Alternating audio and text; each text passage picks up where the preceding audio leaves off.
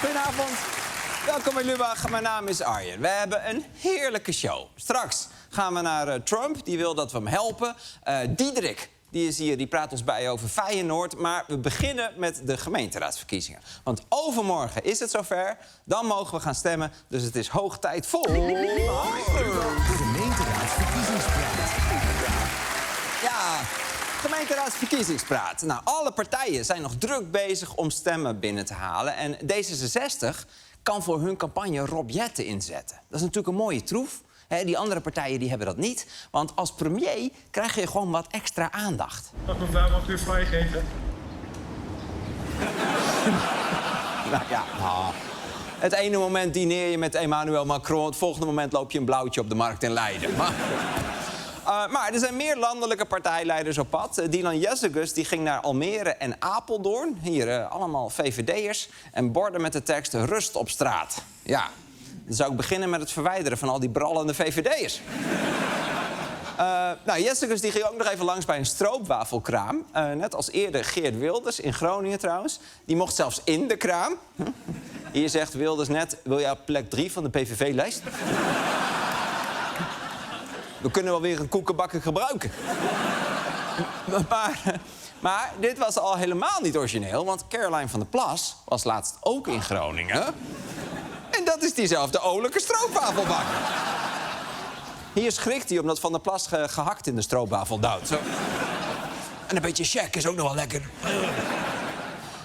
Laurens Dassen dan, van Volt, die stond in Zwolle achter de bar met zijn eigen drankje. Kijk, Volt Shot, €1,50.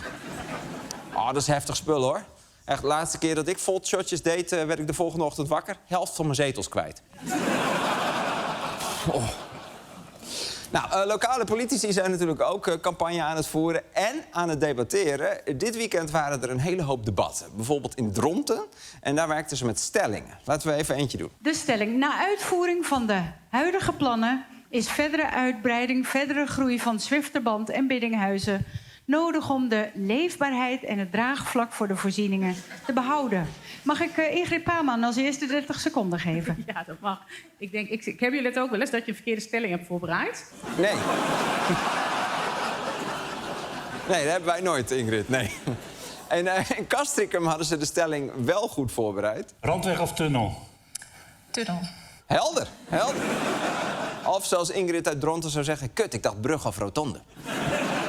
Nou, in de gemeente Nissewaard gebeurde gewoon heel veel tegelijk. Veel kandidaten, veel muziek en alles op hetzelfde moment. We moeten nu plannen voor over 10 jaar, voor over 20 jaar. Dat is namelijk de termijn waarin onze inwoners krijgen. We moeten gewoon reëel blijven. We wonen op een eiland en op een gegeven moment moeten we misschien... Dankjewel. Oh, dankjewel. Ja. Oh ja, dankjewel.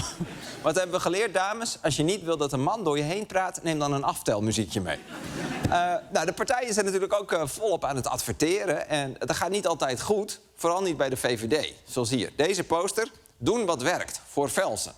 Op zich prima poster. Alleen hing dat bord niet in Velsen, maar in Zundert. En het is heel raar om in Zundert te gaan doen wat werkt voor Velsen. Ik bedoel, het zijn niet echt buren, hè. Velsen ligt ruim 100 kilometer van Zundert. Dit weekend verscheen nog een campagne van de VVD Haarlemmermeer... in een winkelcentrum in Dordrecht. En de VVD Hilvarenbeek in Brabant, die had dit spandoek... landbouwverkeer over de N296. Alleen ligt de N296 helemaal niet bij Hilvarenbeek... maar 60 kilometer verderop in Limburg. Die VVD is super slecht in topografie. Ik dacht dat ze alleen geen moreel kompas hadden... maar ze hebben dus überhaupt geen kompas.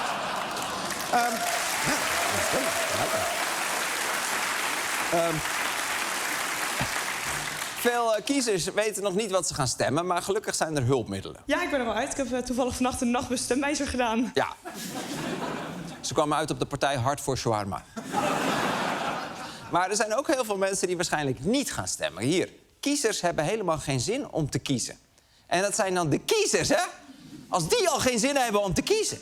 Maar ik maak me echt een beetje zorgen over woensdag. Hier moet je kijken. Hoe krijgt Rotterdam de kiezer weer naar de stembus? Dit is waarom Tilburg-Noord niet gaat stemmen. En opkomst bij gemeenteraadsverkiezingen wordt in 2026 lager dan ooit. Ja, dit is nu een beetje de vibe. Gaat u stemmen? Nee, ik ga niet stemmen. Nee? Nee, niet stemmen, nee, totaal niet. Ik ben vorige keer wel gegaan, maar ik heb nu besloten om niet te gaan. Dus ik heb hem door de shredder gedaan.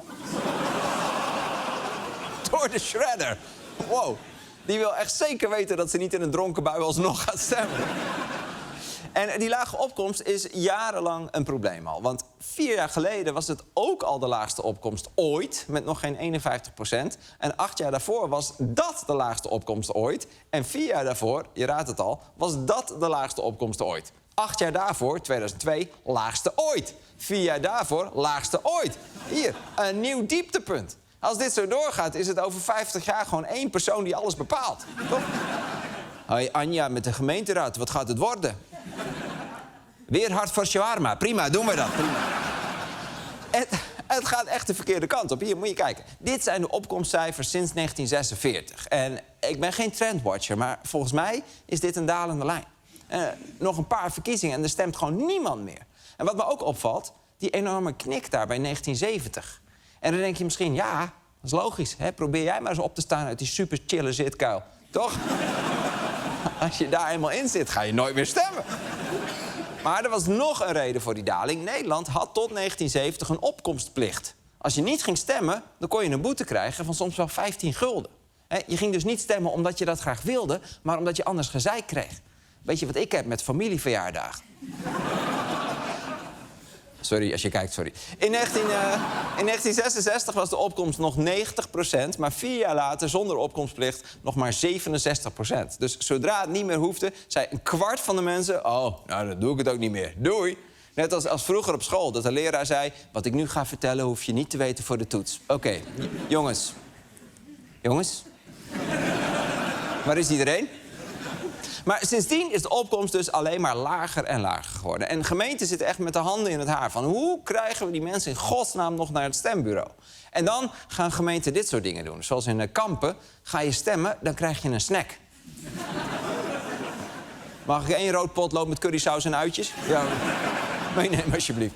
In Rotterdam probeert burgemeester Carola Schouten de verkiezingen onder de aandacht te brengen... door als wandelende abri door de stad heen te lopen. Hier. Moet je kijken, ze heeft gewoon een abri op haar rug. Ik weet niet of dit handig is. Dan denk je dat je eindelijk bij de bushalte bent, gaat de bushalte er vandoor. Met de burgemeester. En gemeenten proberen stemmen ook zo fijn mogelijk te maken. Als een gewoon stembureau bijvoorbeeld een beetje te heftig voor je is... dan kan je in sommige gemeenten naar een prikkelarm stembureau. Ik was wel benieuwd, hoe ziet dat er dan uit? Het stembureau is prikkelarm ingericht. Er is geen overmatig kleurgebruik en er zijn alleen spullen die nodig zijn voor het stemmen. Ah ja, alleen spullen die je nodig hebt om prikkelarm te stemmen. Een kroonluchter, nepkaarsen en een hallucinant behang. Een behang waarin je waarschijnlijk 3D-figuren gaat zien als je er iets te lang naar kijkt. En een gigantische spiegel, zodat je dat allemaal ook nog eens dubbel kan zien.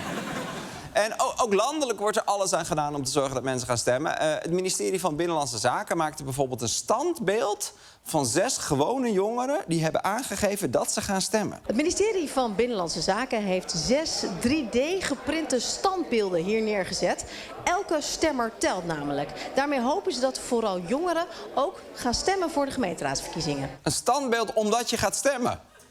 Vroeger moest je daarvoor de microscoop uitvinden of een heel eiland uitmoorden. Ja, maar nu is het genoeg om een vakje rood te kleuren. Dus, beste niet-stemmers, wat hebben we geleerd? De wel-stemmers krijgen meer snacks, meer standbeelden, minder prikkels... en ze mogen bepalen wie de baas wordt in je gemeente. Neem dit mee. En dit was... Gemeenteraadsverkiezingspraat.